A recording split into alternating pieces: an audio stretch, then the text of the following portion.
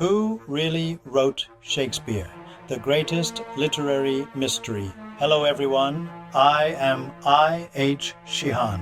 Welcome to another deep dive into the world of literary scandals and mysteries. Today, we're tackling one of the longest-running controversies in English literature. Did William Shakespeare of Stratford-upon-Avon truly write the plays and poems that bear his name? Or was Shakespeare the pen name of someone else, a hidden genius of the Elizabethan court? This is the Shakespeare Authorship Question, and it has fascinated scholars, actors, and conspiracy enthusiasts for over 150 years. Let's explore both sides of this enduring mystery. Who was the man from Stratford? First, the traditional story.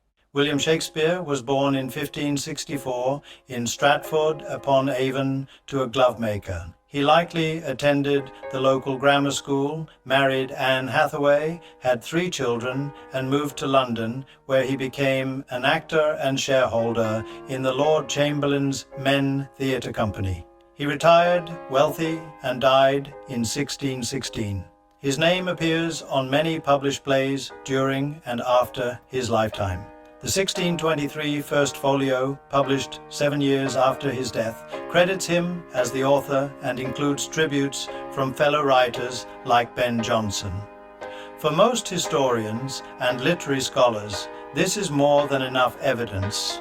Contemporary records link the actor-playwright to the works, and they argue there's no reason to doubt the obvious.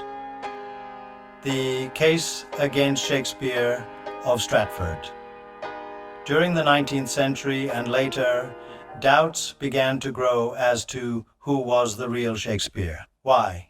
The man from Stratford left no books or manuscripts in his will. His 6 known signatures are shaky and spelled variably. There are almost no personal letters, no clear evidence of extensive education, and nothing in the records that directly shows him writing during his lifetime.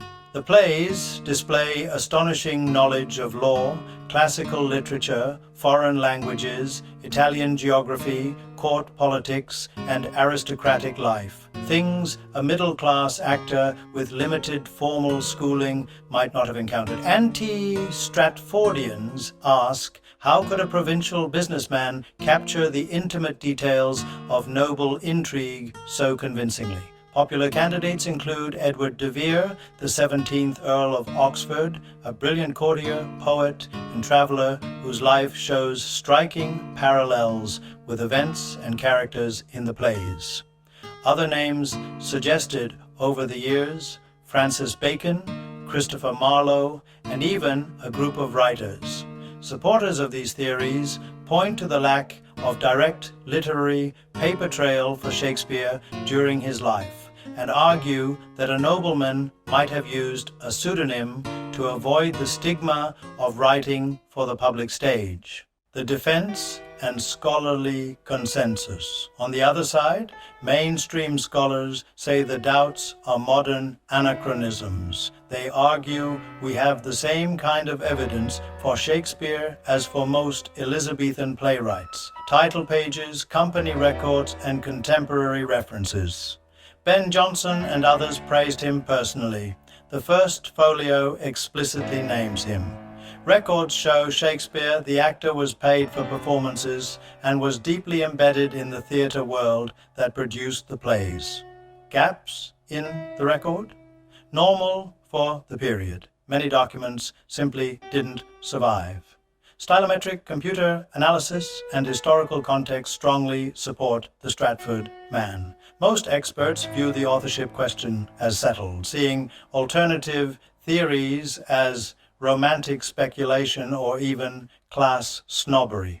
So, who really wrote Shakespeare, the man from Stratford whose genius allowed him to absorb and transform the world around him, or a hidden aristocrat using the name as cover? The debate continues because it touches something deep: our fascination with genius, identity, and the power of a name. Whether you're Team Stratford or Team Oxford, The works themselves remain timeless masterpieces that continue to move audiences 400 years later. Shakespeare is an international industry now, so there will always be inventive people who love to create problems and then try to solve them. What do you think? Drop your opinion in the comments. Stratford Shakespeare or someone else?